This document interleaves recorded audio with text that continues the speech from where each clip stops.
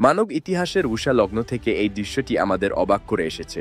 প্রতিদিন সকালে পূর্ব দিগন্তে সূর্যের আগমন এবং দিনের শেষে পশ্চিম দিগন্তে তার বিদায়। কিন্তু এই দৃশ্য কি আমাদের চোখে দেখা নিছক একটি ভ্রম? কেন এই সুনির্দিষ্ট চক্রটি অনুসরণ করে আমাদের দিনের শুরু ও শেষ হয়?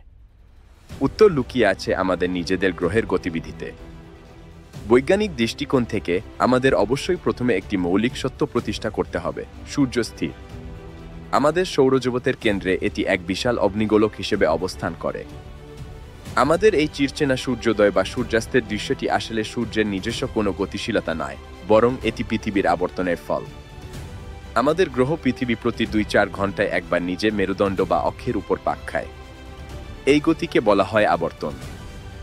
এবং এই আবর্তন ঘটে একটি নির্দিষ্ট দিক থেকে, পশ্চিম থেকে পূর্ব দিকে। এই পশ্চিম থেকে পূর্বমুখী ঘূর্ণনই সমস্ত রহস্যের মূল।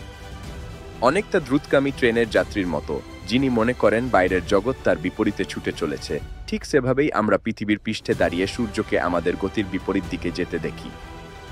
ঠিক সেভাবেই আমরা পৃথিবীর পৃষ্ঠে দাঁড়িয়ে সূর্যকে আমাদের গতির বিপরীত দিকে যেতে দেখি। যেহেতু পৃথিবী পশ্চিম থেকে পূর্ব দিকে ঘুরছে, তাই পৃথিবীর যে অংশটি পূর্ব দিকে ঘুরতে ঘুরতে প্রথম সূর্যের আলোর সামনে আসে, সেই মুহূর্তে আমরা সূর্যোদয় প্রত্যক্ষ করি। এবং যখন সেই অংশটি সূর্যের আলো থেকে দূরে পশ্চিম দিকে সরে যায়, তখন সেখানে সূর্যাস্ত হয়।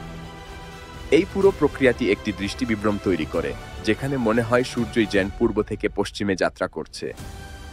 তাই সূর্যোদয় এবং সূর্যাস্ত হলো একটি ধ্রুবক মহাজাগতিক নৃত্যের ফল, যেখানে আমাদের পৃথিবী নিরন্তর তার আবর্তন বজায় রেখে চলেছে।